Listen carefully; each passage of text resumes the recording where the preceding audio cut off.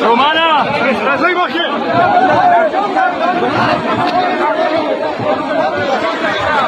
अली अमीन गंडापुर और पंजाब पुलिस इस वक्त बिल्कुल आमने सामने। सियालकोट से कल की अपने सारे नौजवान बहादुर बेटे बेटियां अपने कारकुन कल से इधर पहुंचे हैं। मुझे पता है कि ये लाहौर है, कंटेनर भी लगते हैं, रास्ते भी बंद होते हैं, हमसे ज्यादा होशियार नहीं हो सकते। हम पहले दोस्त हुए आगे हुए।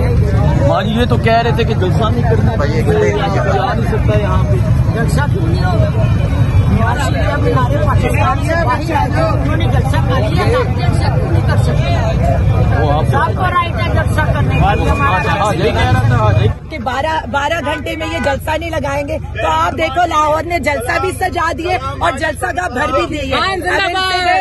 जो मवेशी हमारे जलसे के फेल होने का इंतजार करते वो जरा रोटी शोटी का एहतमाम करें, क्योंकि बारात इनकी तवक्को से ज्यादा आ गई है। और ये कहते थे ना हम पहुंच गए हैं, अवाम पहुंच गई है, अब आप कुर्सियां भी गिने, सर भी गिने और आपका इंशाअल्लाह ताला जो है ना बैंड बाजा हम खुद बजा कर जाए।